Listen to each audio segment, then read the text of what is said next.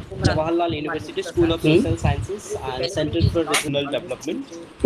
Now I would request Dr. Sastip Suno, The speaker of today's webinar, HOD Department of Professor Economics, Deepak Kalahandi Mishra sir. University, to give a formal welcome address and guest introductions to our audience. At Thank you, sir. Jawaharlal Nehru University, New Delhi. Many books have been published to his credit. Some of the important books like The Unfolding Crisis in Assam, Plantation, Employment and Occupational Movement, International Migration in Contemporary India, Rethinking Economic Development in Northeast India, The Changing Dynamics. In addition to this, Professor Mishra has received many prestigious awards and recognition. Some importance are like he has received Sanjay Thakur Young Labour Economist Award for the year 2002 by the Indian Society of Labour Economics, New Delhi. He was ICCR Chair Professor at Russian State University for the Humanities, Moscow from February to June 2012. He was also Commonwealth Visiting Fellow and South Asian Visiting Fellow at University of Oxford from the year 2006 to 2009. Apart from the above, he has published many articles in various nationally and internationally reputed peer-reviewed research journals. Owing to time constraint, it is impossible on my part to highlight all his contribution and achievement in academics and in other fields. Esteemed participant, you would be very happy to know that Professor Mishra is basically from Balangir district of Odisha. After completing his UG and PG from Sambalpur University, he went to JNU New Delhi for pursuing MPhil and PhD and got a rare opportunity to serve as a professor in the same premier institute. It is a matter of pride for all of us. Moreover, Professor Mishra is a reputed and well-known columnist and academician. We are fortunate enough to have you as our resource person, sir.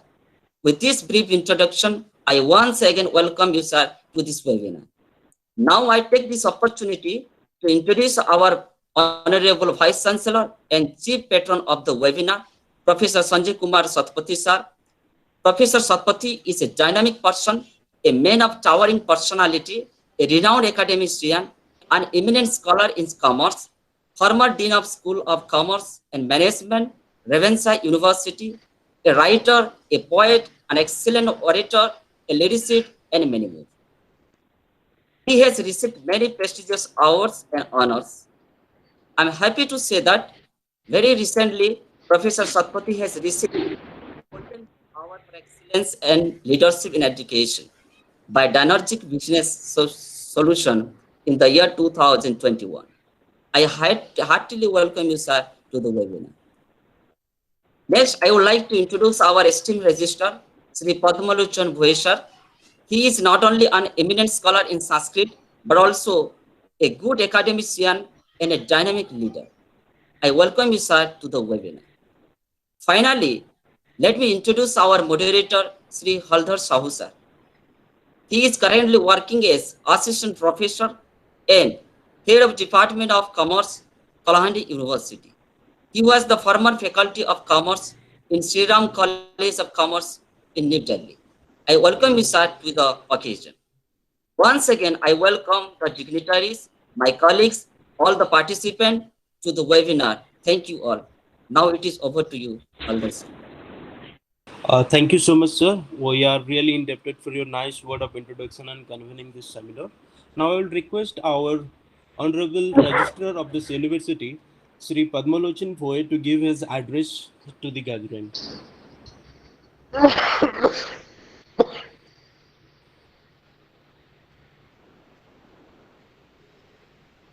I believe Padmalochan sir is absent. Actually, he has not joined yet.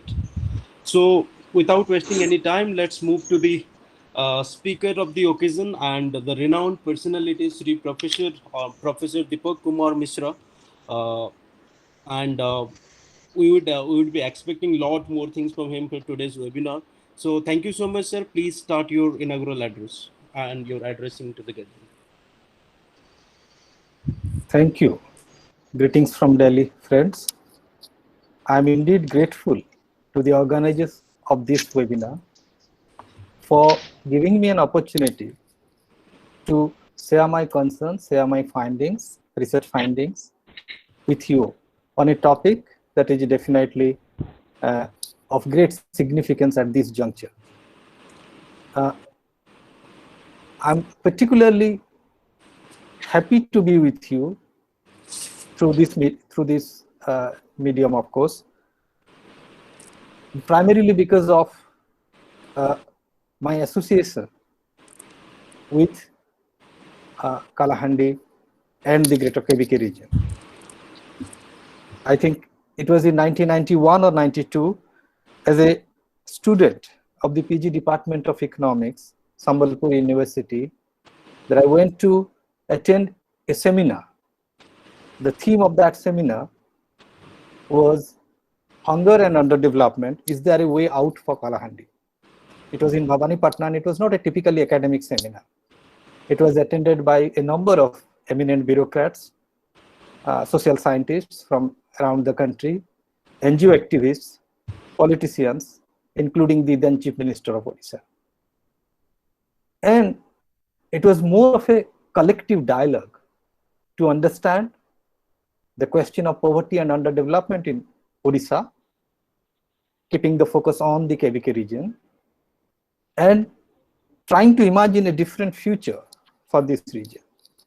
Later on, along with my esteemed teacher, Professor R.S. Rao, I wrote a small note on the questions that were raised in this seminar and published it in Economic and Political Weekly. So in a sense, it was the beginning of an academic journey for me, and I have been revisiting this region as regularly as I could to understand the unfolding dynamics of the political economy of agrarian change, regional inequality, and outmigration. What I'm going to share with you today, however, is not one of my research or findings from a particular piece of research. Rather, I would like to share a few concerns, a few questions which I think are relevant to understand the situation that we are in and the way our future, our collective future, is getting shaped every day. Let me share my screen here.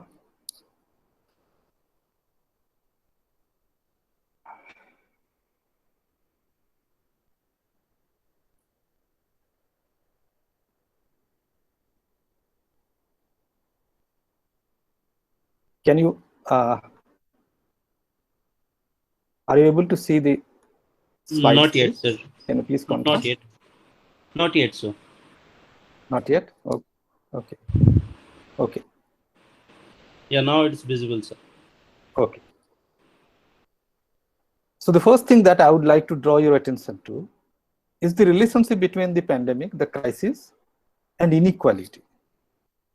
One might ask, why to talk about inequality when everyone, almost every part of the world, and all kinds of people from different races, from different classes, are getting affected by a pandemic. So this pandemic, in a sense, unprecedented in our recent memory, has affected us all. But at the same time, along with the universality of the crisis, we should be aware of its uneven nature. We might be facing the same storm, to paraphrase a very popular quote these days, but we are not on the same boat. If you look at the statistics, we find that several recent reports, including a report by World Bank recently, has pointed to the fact that millions of people have actually fallen back to poverty. So a new wave of poverty is being generated. Millions have lost their lives, their livelihoods have been destroyed. Unemployment is rising across the globe in many parts of the world. Healthcare systems are collapsing as we speak. And yet, we must underscore the point that the wealth of the billionaires is rising. It is not only that US billionaires have increased their share phenomenally, not all of them, a majority of them, particularly those at the top of the pyramid, their wealth has increased manifold, and it is not just in rest of the world, but also in India. Close to 35%, the wealth of the billionaires have increased as we witness a massive increase in the extent of poverty and vulnerability for the majority of the population. So inequality is not something new, but the point is, even if the crisis has been triggered by the virus, its effect are negotiated through the prism of social inequality, social and economic inequalities. That is why, if we do not keep our focus on inequality, we might not be able to, I believe, design even a proper response to that. Just to illustrate this point, let me bring out this small statistics which is available from NSS data. You know that as one of our solutions to the crisis, we all were advised to maintain social distancing, right? And even within the household. Compare that fact with these statistics from NSS data, that 80% of the poorest households in India have only 94 square feet available per person in the rural areas. The poorest 60% of households live in houses with 93 square feet per person in the urban areas. And remember, to keep things in perspective, it is smaller than the minimum recommended space per person in prison cells. When we are talking about inequality, we are the purpose is to underscore the unevenness in the impact of the crisis and the differences in the way the crisis impacts different sections of the population depending on their livelihoods, depending on their class locations, depending on their social locations. I will talk about a very specific group of people, this migrant workers, particularly the vulnerable migrant workers. And keeping them at the center of our focus, we might be able to understand the true nature of the crisis, and possibly we can think collectively about an alternative or a response to the emerging challenges from the crisis. Now, to do that, although I'll be talking in general terms, I will draw upon my previous research on seasonal and circular out migrants from the KBK region. Many of you, I'm sure, are familiar with the story, but still, because it is a familiar story, I'll try to link that with the point that I'm trying to argue, that we need to understand the vulnerabilities of migrant workers to understand their predicament during the pandemic. Migrant workers, the story of migrant workers during the pandemic is, I think, well known to all of us. In the initial policy responses to the crisis, such as a drastic and suddenly announced lockdown, the migrants were forgotten. Not just forgotten in the usual sense of being absent-mindedness. They were forgotten because we simply did not have enough information, enough reliable data on the conditions of migrants, and they were forced to come out of their homes and they started walking back to their villages, a sight which was probably not seen in India since the dark days of the partition. These images of people walking, people suffering, waiting to go back to their home, the accidents, the deaths, these images hopefully will continue to haunt the conscience of our nation, because underlying these particular images is a brutal fact of modern globalizing India. That is, a substantial section of our migrants simply did not have enough food, savings, or income to survive for a few weeks inside their homes, not working. That's the brutal fact. But the migrants were treated as deviants, initially at least, as unruly mobs, as a law and order problem, because there is a history to it. They are typically treated as unwanted citizens at the origin, and when they go back, they are also stigmatized and isolated. This experience was renewed or reenacted during the crisis. And several surveys, quick surveys of course, are available now by different organizations from the country, apart from the Azim Premji University studies. We have also done a small study on conditions of migrant workers in villages in Odisha and elsewhere. It's called Surviving the Pandemic. And almost all the studies are unanimous in terms of the impact of the crisis on the livelihood of the migrant workers. There has been a catastrophic loss of earnings, a severe decline in consumption expenditure, and depletion of savings. Food insecurity and hunger has increased among those who lost their jobs. Health crises which remained unaddressed. Most importantly, housing and basic amenities which were not simply available to a majority of vulnerable migrant workers. One of the main reasons as to why they decided to go back despite the restrictions was that many of them felt that they would not be able to pay for the rents. The violence that they suffered, physical and institutional, while going back in the villages or in the kind of quarantine center, that has been documented extensively both in these reports as well as in media.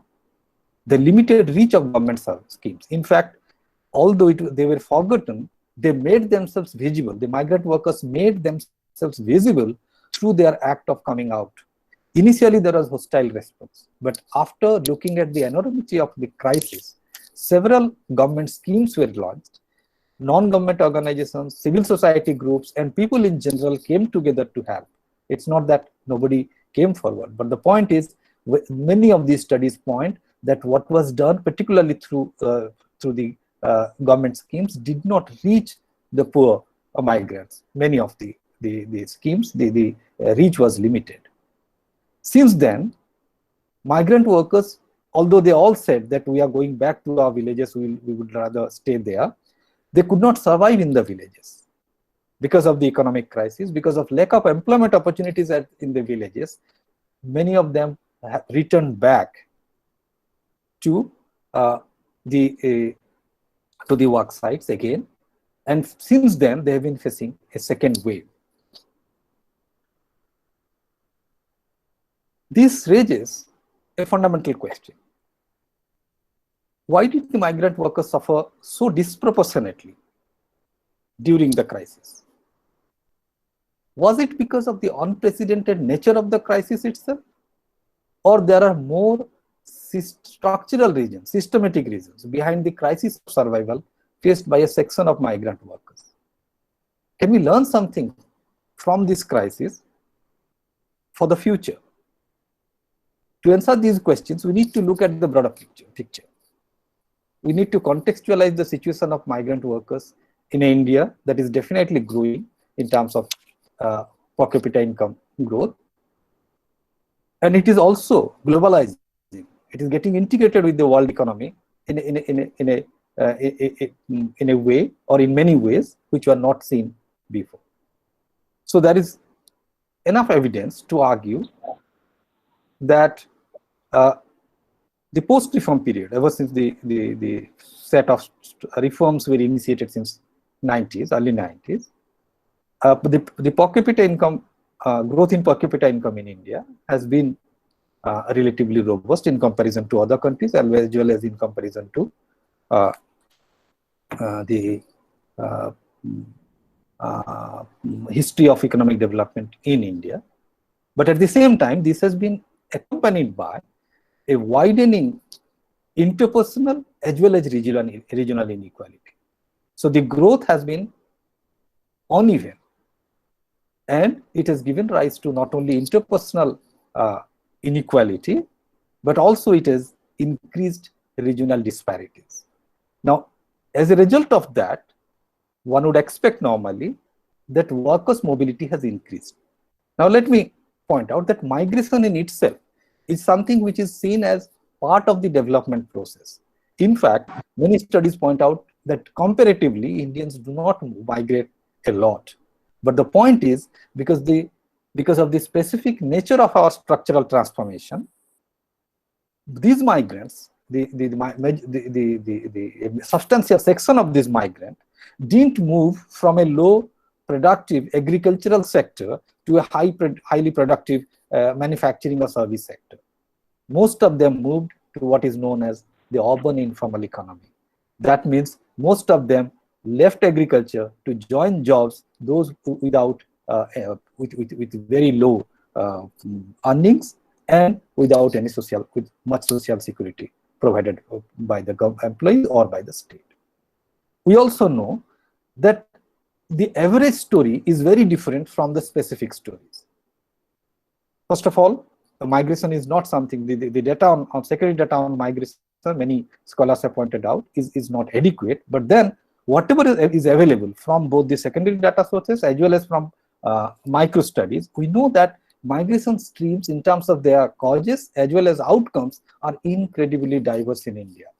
In other words, it's not that migrant as a group are earning less than those who are the part of the host population. No, contrary to that, you find that on an average, the migrant population earn more in cities than the host population. But the point is, the inequality among the migrant population is much more than the inequality among the host population, meaning although there are some migrants who are mobile, who are migrating to cities with better education, with better skills and better jobs and better earnings, there is a large substantial section of migrants who are moving to cities, who are moving to other states, cities in other states as well, without much education, without much skill, and hence earning much less than others.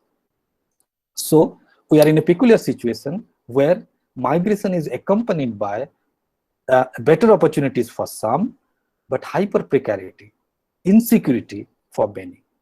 Now, as a result of that, we find that the migrant mobility remains invisible. They have remained invisible in the statistical systems of the country, but more importantly, they are also invisible in the political sphere because of their low position in the power relations. I'll come back to that point later. But who are these vulnerable migrant workers? So to point out that I'm not saying that all migrant workers necessarily suffered, but what I'm saying is there is a substantial section of vulnerable migrant workers who suffer disproportionately during the pandemic. And our focus should be on them because it is they who need the support from the state and the civil society. Who are these vulnerable migrant workers? They are the workers in the informal economy. Many of them are self-employed with earnings very low, and some of them are also wage workers. But then along with them, there are a large number of workers who are employed in the formal economy, who are let us say in working in government institutions or in big corporations. They should be part of the formal economy, but the nature of economic transition that has happened, we find that they are without any social security. They are the contract workers, they are the part-time workers, they are the outsourced workers, they are part of the big organizations, but they are not, their presence is not reflected in the payrolls of the big corporations.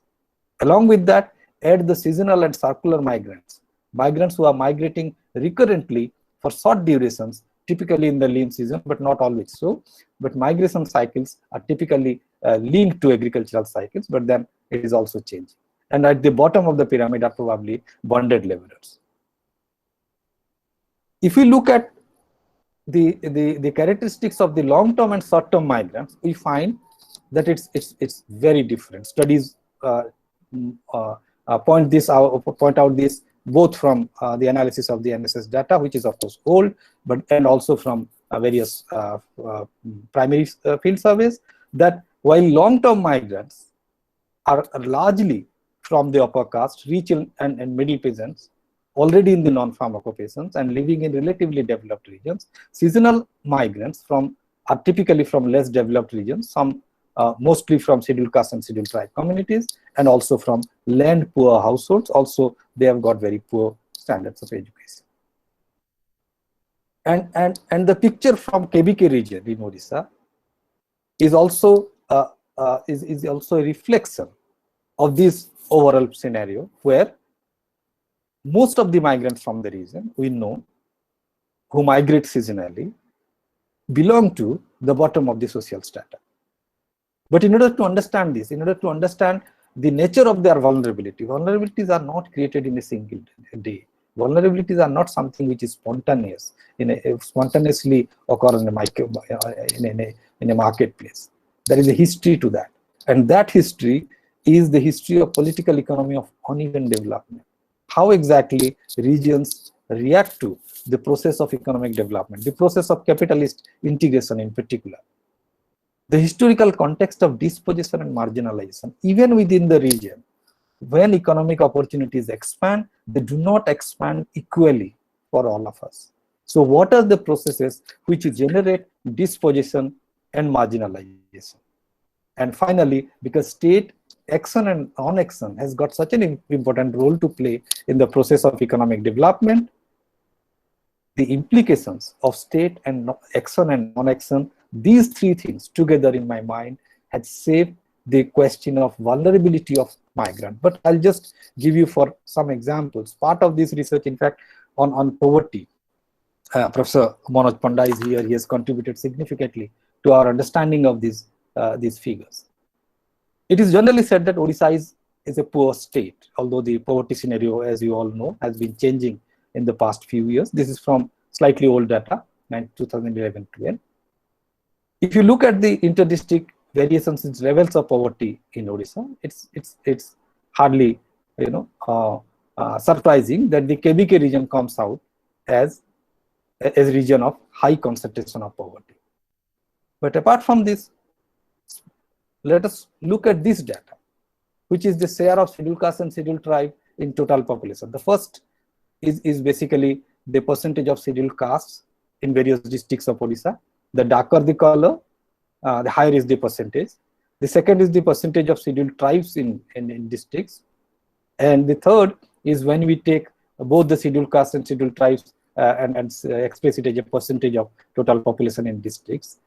If you find that there is a similarity, striking similarity in terms of color composition of this and the previous graph, previous map, that points to the fact that the spatial nature of poverty and the social nature of poverty are linked, and that is also reflected in the poverty statistics. It's not enough to capture all kinds of deprivations, consumption expenditure based poverty line, but then it also shows that although there is poverty among all sections, the poverty is much higher in the case of scheduled tribe groups and scheduled caste than in the case of others. If we combine these two, then also we find that if you are located in the southern region, where much of the KBK region falls, these are NSS regions, the levels of poverty are likely to be much higher. If you belong to a scheduled tribe community there, if you belong to a Dalit community there, then the levels of poverty are going to be very, very high in comparison to the others in coastal areas. So the spatial and social concentration of poverty are mutually reinforcing. They are acting in tandem. And also other researchers like Professor Manojan Mahanti on the caste question in Odisha has pointed out to the fact that the nature of caste dominance in Odisha compared to other parts of the of India has remained unchanged for a long time. Now, from that perspective, what the purpose of showing you all those graphs and the map was to show that when we talk about poverty, we should talk about the averages, we should talk about the general trends, but we also should look at the way it is getting concentrated. Remember that there has been a drastic reduction in poverty as it is being claimed by the statistics, official statistics from Government of Odisha. But if that is happening in a very uneven manner, then we might witness a regional as well as social concentration of poverty, because the chance to get out of poverty is not uniform across all social groups. So if we look at these characteristics of seasonal migrants, this is based on primary survey in the KVK region, Kalahandi, Nuapada, and Bolangir districts in particular. We find that there are two specificities of seasonal migrants from the region. One is that, unlike in many other parts, interstate seasonal migration is much more prominent in this region. That means those who migrate out, some of them definitely go to other cities and places in Odisha, but most of the seasonal migrants go out to the other states. The second thing is that while most of this migration, out-migration of workers, is male-dominated in general, particularly if it is to construction and allied sector, in the case of seasonal migrants from this region, as you all probably know, it is family migration. There is a large, presence of women and children in this group. And it is not surprising that the vulnerability of seasonal and seasonal out migrants is not only because of not having employment during the lean season, but also because many of them are landless, though many marginal landholders have also no option but to migrate because of the rain-fed nature of agriculture, because of the low productivity of agriculture. Then they are also less educated, mostly from the marginalized social groups. Not to say that there are not others are not joining them, but then predominantly they are from the marginalized social groups. And there are diverse schemes also, but the stated reasons listed here are by no means they are exhaustive, but they point to the nature of compulsion inherent in this process of out migration. But what we have learned is that although we are talking about a particular kind of migration from a particular part of India, still within that there are lots of divergence, both in terms of streams and also in terms of outcomes. We all know about the family migration to the big kids, through labor contractors, through tired loans, which is almost a kind of compulsion inbuilt into it. But then along with it, particularly more in Kalahandi than in Nuapada and Bolangir, there is also male selective migration of youth to the construction sector without taking any loan from or any advance from the labor contractor, independently through the networks of family and friends. Recently, there is also migration of young female migrants to manufacturing, to fishing, to other sectors, to processing and other sectors in South India from this region.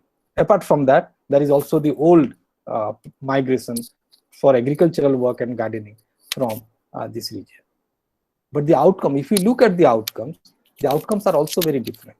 But one particular outcome can be stated probably unambiguously, and that is those who migrate by taking an advance with contractors, they are the worst off among all migrants. Poverty might have declined in the region because every household, poor households, when they migrate, they get something as an advance, and more importantly, this advance has enabled them to borrow from the shopkeepers, and that is why we find that probably poverty has declined. But then we also should be careful before we think that such out migration is a reliable way out of poverty, because we found 88% of migrants are still poor despite migrating year after year, and most of them are not using this advance for any asset creation, rather than it is mostly for consumption expenditure. In the recent round, with the recent field visits and through the recent exercise that we have undertaken, there are some, of course, emerging realities of migration. I'm sharing this, many of you might be knowing it better, but what we have witnessed that migration patterns are spatially fragmented even within KVK, and we do not know what are the reasons, what are the determinants of this fragmentation, why exactly and how exactly people are moving to a particular location from a cluster of villages. Clustering of migration flows is something which is emerging very clearly. It points to the fact that the social networks are playing a significant role. That means information about possible jobs, possible employment, and employment contracts are being negotiated through family and friends increasingly. That's true. But then these social networks are not universal. These are fragmented. Not everyone is having the same kind of social networks. And then there is a switch for at least some migrant workers from Dadhan to autonomous migration. And when people are migrating autonomously, even to the same sector, to work as construction labor, particularly in Maharashtra and Kerala and other states, their earnings are better. Also, we see a weakening of the hold of seasonality on migration patterns. Rather, it is turning towards long and medium-term circular migration. But then this doesn't mean that there is certainty.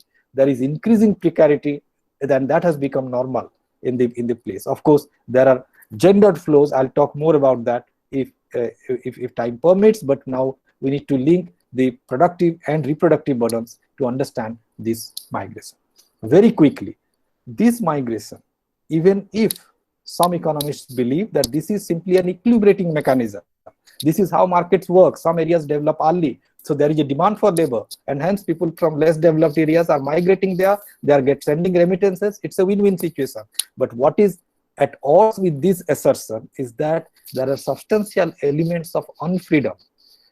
Capitalism or market society, market economy, it's supposed to be characterized by freedom of labor to work with anyone under any employer for whatever durations they like. That's not the case in case of migrant workers. They are tied by loans, and we all know what happens when their end of bargain is not met, and then the consequences we all know. But we cannot see this as an aberration to the process of economic development, or we cannot see it as part of the normal process of economic development. Why? Because this particular condition of vulnerability is something which has a history. I cannot go into the details of it. There are excellent researchers like Biswamay Pati, Phaninam Deo from Khariyar. He has written a book called Roots of Poverty. All these different studies point to the way specific vulnerabilities of social groups were created through the very process of economic development under colonialism and later on. During the colonial period, for example, there were massive changes in the way property rights. Yes, can you please repeat yourself? Sorry. Is there a question there? No, sir.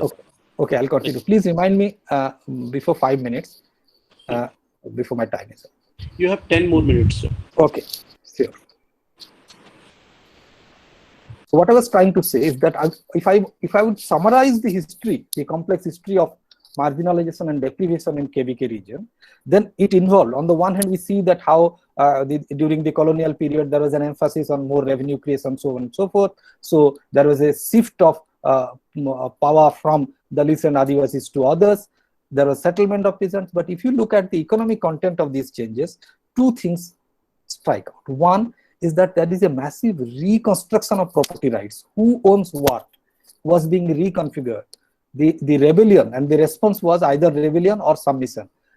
The rebellions were against these enclosures. It was a kind of enclosure that people's right over forests, over forest products were being restricted as colonialism was making new and new inroads to this region. And this reflected in people's ability to withstand periodic shocks, particularly during periods of drought and periods of non-availability of enough food.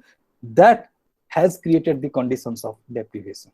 Similarly, post-independent developments, many of these developments, these had a characteristics where new economic wealth, assets and wealth were created, but then it was created at the cost of some people. Some people were also dispossessed. The dams, factories and conservation projects, the infrastructure projects were constructed or presented as part of normal process of development. But we forgot to add or forgot to examine is that which sections of the society are getting integrated into this process of capitalist development, and which sections of the societies are increasingly becoming the victims of that. So this new phase, in the post-liberalization phase, we have adopted a situation, we have adopted a kind of growth strategy where mining and mineral-based industrialization is being projected as our ticket for development. But at the same time, from the perspective of precisely the marginalized sections that I was talking about, it is also a process of a loss over land, habitat, and social cohesion. So what I'm trying to say is that development is not only a process of increasing wealth, it might be equally a process of increasing inequality and, in some cases at least, increasing deprivations. If we look at these processes of deprivations, it's not just enough to say that, okay, there will be a give and take in society. But what is more important is to understand the social content of this development process, and there we find that there is a link between the processes of the processes of colonial enclosures, the processes of dispossessions in the post-independence period, and the other thing which is generally not discussed, which is dispossession in slow motion. If agricultural development is not happening, if for prolonged period of time, state is unable to provide the basic necessities of life, and then people move out of a particular region, it is not a normal reaction to economic opportunities. There is an inbuilt element of coercion, inbuilt element of unfreedom built in this process. Environmental degradation, deforestation, soil degradation, loss of commons. This has resulted in the process of outmigration of this kind that I'm talking about, which creates extreme vulnerability. Now, we have also done a very small study on comparing the Jayapatna villages from the irrigated belts of Jayapatna and Boden. And the conclusion is irrigation has drastically reduced vulnerable outmigration, seasonal outmigration. Not all of migration. Migration will not stop, but the worst forms of vulnerability probably will be wiped out if agricultural productivity increases. It might lead to other problems. For example, land inequality has increased, land alienation has happened, land has moved from locals to others. But then there was a possibility of hastening a development which could have included the previously marginalized group in the development process. That has not happened. State action still has got an impact on migration. Why and how? The subsidized PDS that is routinely mocked by the middle classes of Odisha, the universal PDS that was introduced, employment guarantee, and access to formal credit through SHGs, very small steps. But even these small steps, there is some evidence to argue, reduces or the vulnerability or increases the bargaining power of the migrants vis-a-vis the labor contractors and their employers. So I request all of you to check this, because this is what I have found in my field survey, that if in a year the crop production is better, if in a block the employment guarantee scheme is working better, you find that people are able to bargain. In that block, you will see that in that season at least the advance money will go up because there is a pressure, people are able to bargain out. And of course, we know that whatever increase in formal credit has happened, the inroads of SHGs, not radical changes, but these has led to some of the worst forms of credit relations which were witnessed in this very region, let us say 20-25 years back. But the more important thing is the citizenship rights of the migrants. This is a question which we must ask, because ultimately it is the negotiation within a democratic system which results in the state's ability to interfere in favor of a particular group, or the state silence to the suffering of a particular group. Can we learn something from the crisis? I will stop with this. The first thing that we must learn is that even if it is a crisis for all, it is a class-specific, it has class-specific dimensions, ramifications. Depending on their position, economic and social, people are going to have different outcomes. And social policy should be sensitive to this differential outcome of of the crisis for different sections of the people. It's not, it's a question of priority. It's not that only the poor are suffering, the middle classes are not suffering. It's not like that. But the point is, people suffer to different extent and people suffer in different ways. So the solutions for that has to be differential. The second point is that you cannot create, suddenly everyone has started talking about the good life for migrants, some social protection, some philanthropy for migrant workers. That's not going to work. The point is this, that what we must examine, what is the nature, what is the reason for such large-scale insecurity of migrant workers. Migrant workers went back during the crisis, could not stay at village and return back to the same vulnerability. Why that is so? Because there is no social security for labor. Progressively, in the bargaining between capital and labor over the last 15 years, 20 years or so, we have found that labor protection laws have been diluted. And what we see is a dilution of the bargaining power of labor. If labor bargaining power is low in an economy, we cannot expect that migrant labor who are particularly from a different state are going to get a good deal, a good choice in the labor market. So the answer to that is universal social security for labor backed by the state. But the point is, this social security, there is some provision for social security. Some are being planned now. There are new social security laws which have been codes which have been implemented. But at the same time, the point is this, that as long as social security is tied to the domicile status of the laborer, we are not going to find a universal solution. Portability of entitlements, ending discriminatory practices, and universal economic citizenship right. A citizen of India should have the same set of economic rights, whether he is working in Odisha or in Telangana or in Jammu and Kashmir. Rights to the city. Migrants are essential for the city. In fact, when migrants wanted to go back, state governments wanted to stop the transfer, to stop them from moving out. Migrants are essential part of the city life, and hence their right to housing, transport, sanitation, and basic services should be seen as the right of the city, right of the entire city. The second point, we have all seen, this of course requires a larger discussion. I will not go into that, but it is essential to have a robust public healthcare system if we want to fight such catastrophes in future as well. But at the same time, in the host areas, in the origin areas like the KVK, there is a need to create alternative livelihoods, better livelihoods. These livelihoods are not, the livelihood creation efforts are not supposed to stop migration. These livelihood creation efforts in terms of better employment, better education, and better health in these origin areas will help migrants to negotiate in a better way in a growing economy. And finally, of course, we do not know enough. We do not know enough about the conditions of migrants. Even today, there is much to be learned by studying the condition in specific regional context. I will take this opportunity to request the Vice Chancellor, to my colleagues in Kalandhi University, to take an interest to create a specific working group or a specific institutional arrangement to look at migrant workers and their problems over a period of time systematically.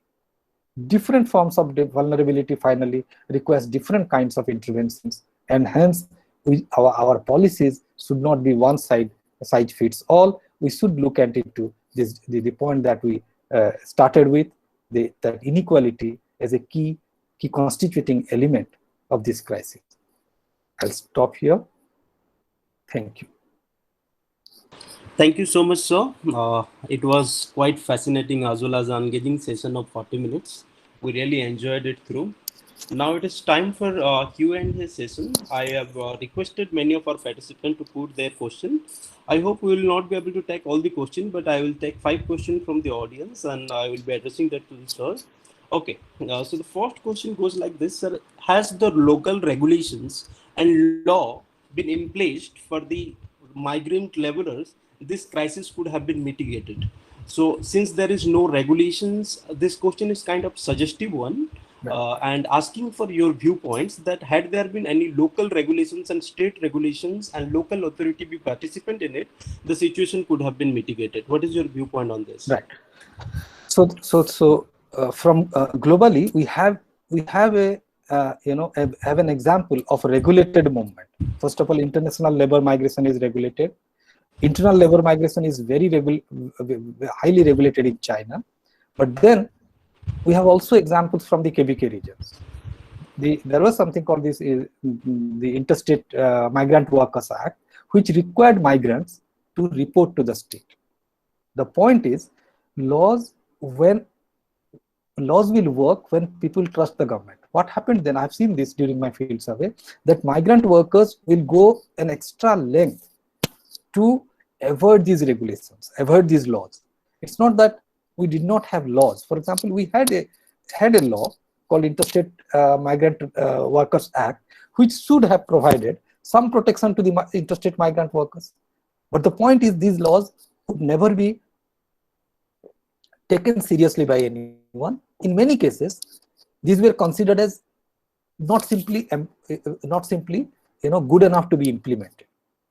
So it's not a question of whether restricting migration is going to work. No, but then laws can be empowering also. Like the social security codes that I was talking about. So if there are laws which can empower migrants, for example, the same migrants, when they found that they will get some additional benefits when they registered through the state portal, they did register. What does it tell? It tells that laws should not be restrictive. Laws should be facilitating. Laws should be empowering for the migrant workers. If that is the case, yes, it will work. I think that's my response. So another question goes like this. What was the role of MNREG, Mahatma Gandhi National Rural Employment Guarantee Schemes, right, in the reverse migration process? How did it impact this thing? Right. We have some evidence on that. Not very robust evidence because it's it was a crisis period. Two things. First of all, you remember that many people mocked this employment guarantee scheme, and in fact there has been a lot of criticism of this scheme. But when people moved back to the villages, we find that the demand for work, and in many states the number of work days that were created went up. So that means this scheme worked on the ground in a crisis situation, at least, to provide some employment opportunities to the workers who were in distress. At the same time, we also know that the number of days of employment that is created and the regularity of payments, these are such that these are not enough. It doesn't even, in fact, gives guarantee to the migrant households to not to move out. There are several instances where I found that they are not interested to go out this season, and you will be surprising to know that even the poor migrants very well know that it will have a very bad influence on or impact on the educational prospect of their children, and they don't want to migrate.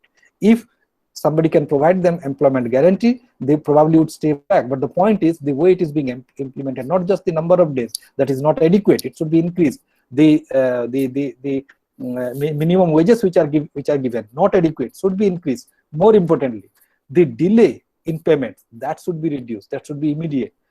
If these conditions are met, then employment guarantee scheme at least provides some opportunity. It cannot be a solution to everything, but at least it can be it can provide some checks against extreme forms of vulnerable migration. So next question is, this pandemic impact and migration would have a dynamic shift in the Indian diaspora. What is your viewpoint on that? Sorry. Can you please repeat it? This pandemic and migration would have a dynamic shift in the Indian diaspora. Right. That is international migration is not something which I have looked very closely, but yes, it has an impact globally, and to that extent, there are various kinds of contradictory movements. Right? There is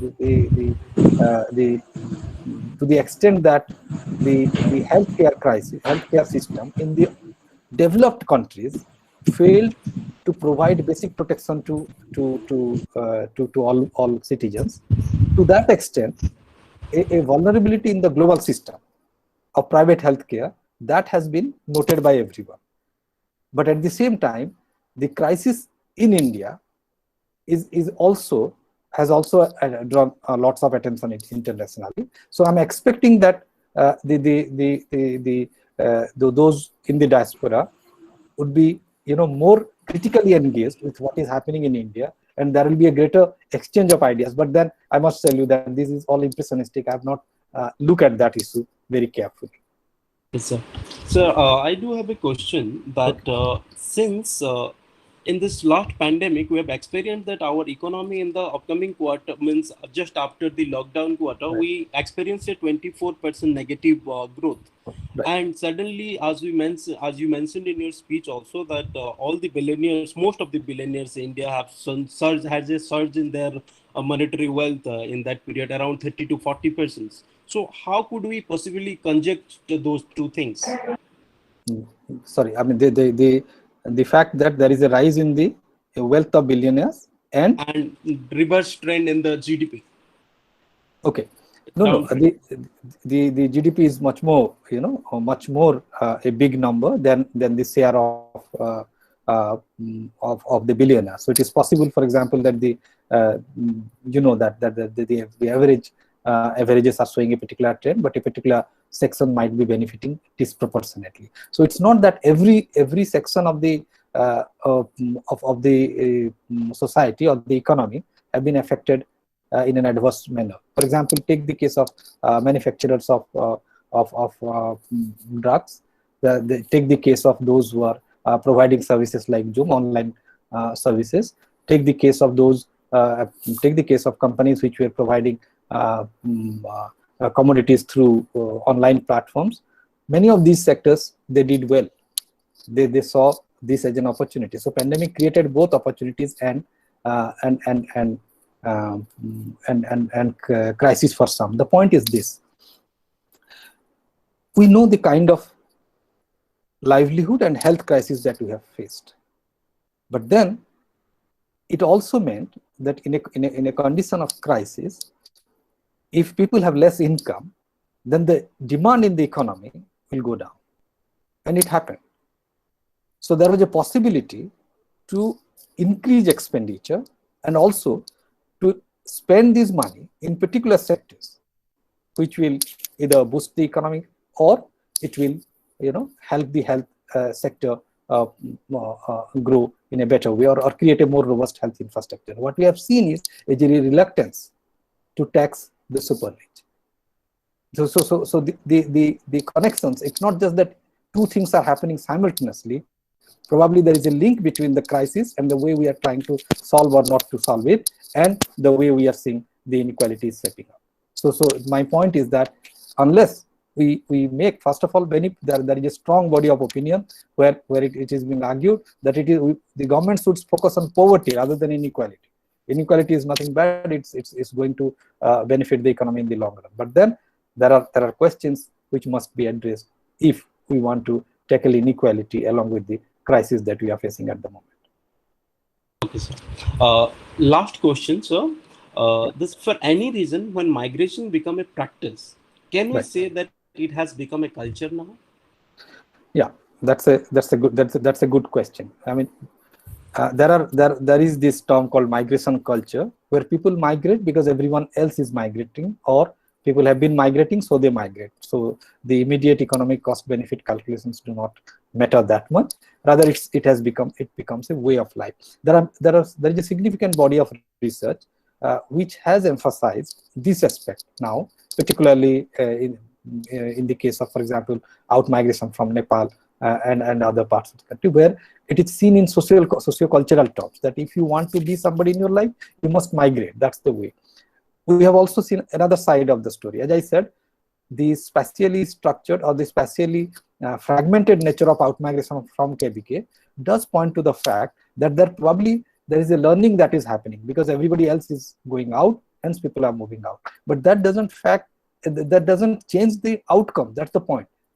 If it is a move towards better economic opportunities, it's a move which is in the long run helping everyone, then it's fine. But the point is this, that I'm not saying that not everyone is on the same plane. I have seen remarkable improvement in economic standards when people with some education are migrating to states like Maharashtra or Kerala, and with some skills they are absorbed in the labor market in the construction sector, the same construction sector.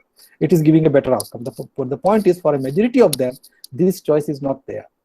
And that is why we should not sit back and conceptualize migration as simply a way out of poverty, which is actually a market mediated and spatial trickle down kind of scenario, where growth somewhere has attracted labor, automatically it will bring remittances and it will, you know, remove poverty. Probably it will have some impact on poverty. My point is, even if this is a path out of poverty, this should not be a desired path out of poverty. What will happen to the future of those children who are migrating every year to Telangana, to Andhra Pradesh, and to the brick making industry elsewhere? So what we are creating is, in fact, an intergenerational poverty. There are alternative ways of reducing poverty rather than treating migration as or this kind of migration as a way out of poverty. Sir, in a few lines, what would be your possible suggestion and solution to this migrant crisis and all? Right. See, in the short run, there is a need to support. There is a need to extend the support, which was and extend and enlarge the support, because in a livelihood crisis of this nature, you need immediate support, right? But in the long run and the medium term, I think it is better to do two things. And in the destination areas, universal social security for workers with very defined elements and with an institutional framework where the domicile status of workers and where they are employed, the sectoral factors should not matter. Everyone should be entitled to a basic minimum level of social security. That's the minimum that we can do. The second, in the origin areas, there should be more investment in education, more investment in increasing employment through productivity generating activities, and creating better livelihood options, particularly through credit support, for example, which will eliminate the need for this advance, so that those who want to migrate, they can negotiate better, and they will migrate with better outcomes, better earnings. It was really fantastic listening to you, and this interaction session was quite nice. And we are sorry for those people whose question we could not take up in this session because of paucity of time. Now, I would request our Honorable Vice Chancellor to give his presidential address on this occasion. Thank you, Deepak. Probably there is one question from Pankaj. You can take that, then I will tell. Okay. Somehow my screen has got delinked from this thing, so I could. There is one question. I could see this Pankaj question. Creation of alternative states spoons of employment opportunity. Could please say more on it? How it could be possible? Okay. Means creation of alternative state sponsor employment opportunity. How it could be possible? Yeah. State is our collective instrument over the economic resources of the society. And if we believe that creation, if we see from a rights perspective, we do not see economic development merely in terms of buildings and flyovers and so on and so forth. If we keep human beings at the center, then everybody should have a right to have a dignified life. From that perspective, state's investment in generating employment opportunities should be seen as part of its obligation to create a livelihood for all its citizens. What can be done in specific terms? It has to be imagined locally. We have seen that when we do not even look at the state-sponsored schemes, we know that there at a micro scale, at a regional scale, there are value chains which are being created. People are producing goods, people are marketing goods, people are sending these to markets. The state intervention in employment creation should gel towards the creation of economic activities or the sustenance of economic activities depending on the natural resource base of a region, the supply-demand conditions, and the local skills. Why to restrict it only for one kind of investment?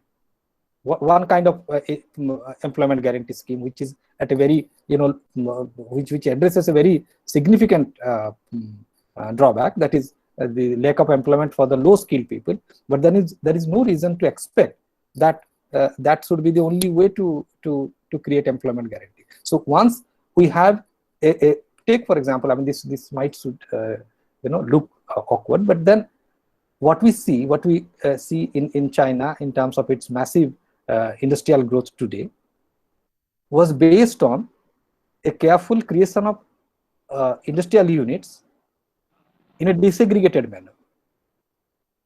We could think of something like that through state intervention, where depending on the availability of raw materials and skills, as well as the locally integrated demand for it, we could create alternative employment opportunity that can go beyond this emergency kind of situation, or this the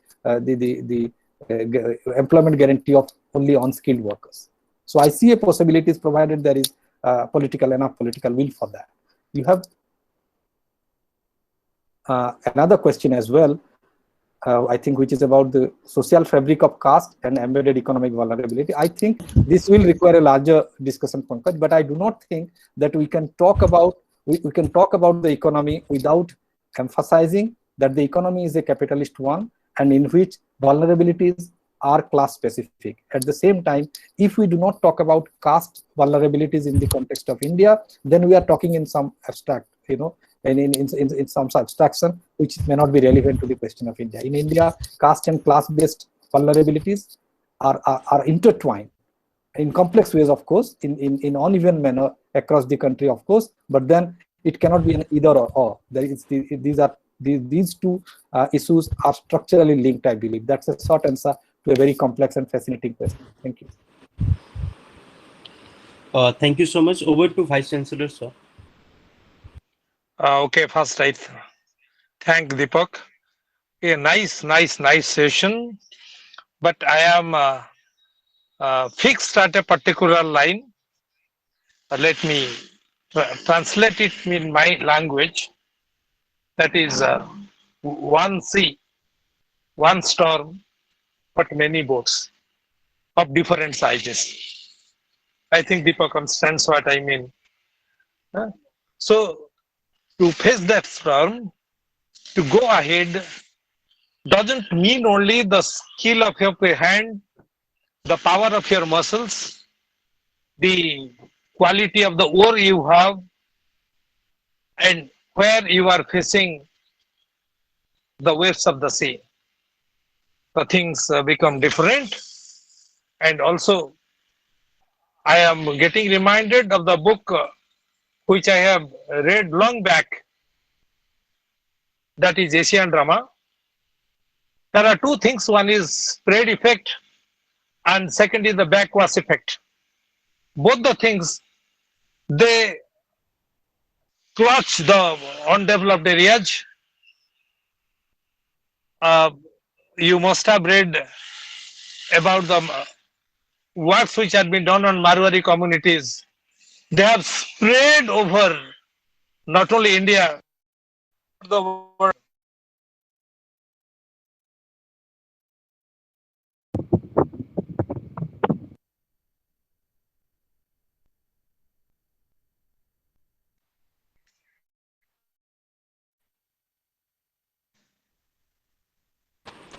Sir, you are not audible.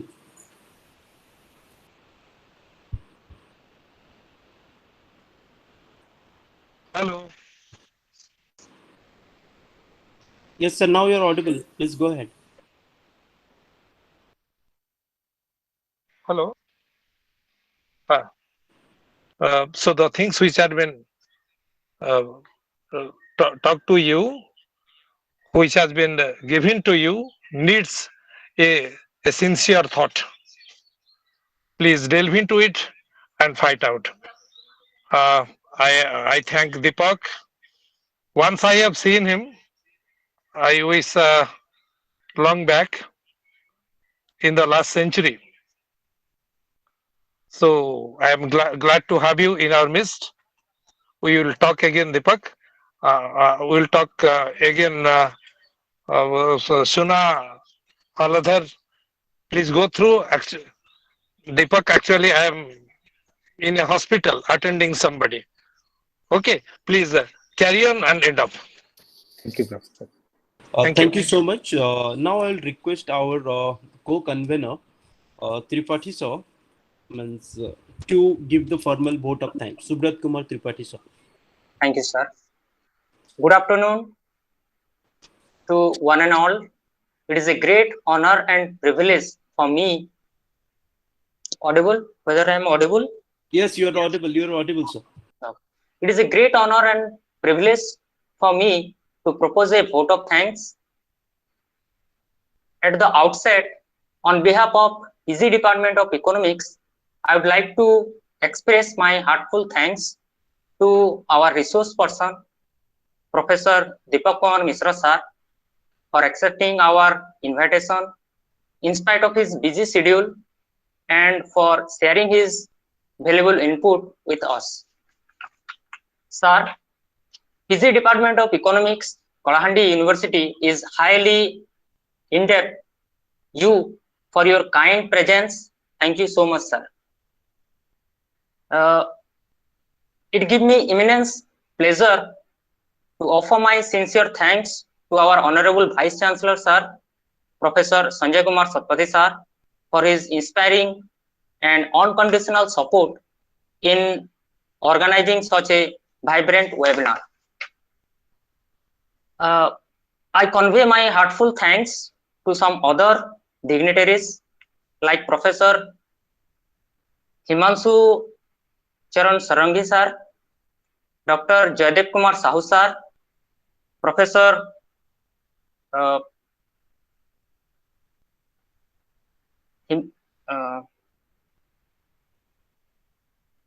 Dharwa sir, Professor Akhil Chandra Naik sir, Dr. Rajnikant Jena sir, Professor Simanchal Misra sir for their inspiration and constant support in organizing such a wonderful webinar.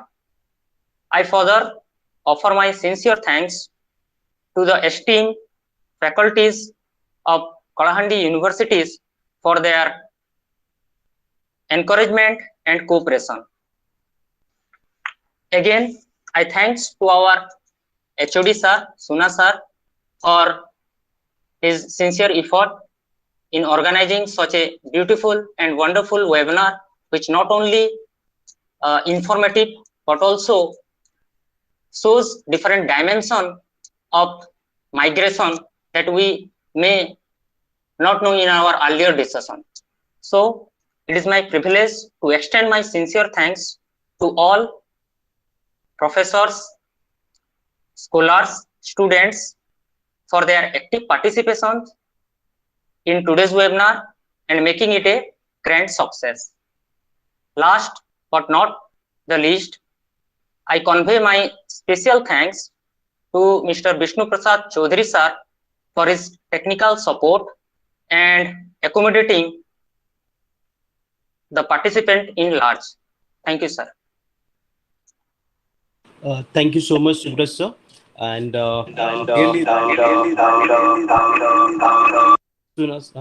Deepak sir, we are really indebted. I just got to know that you are in a hospital and with somebody's service.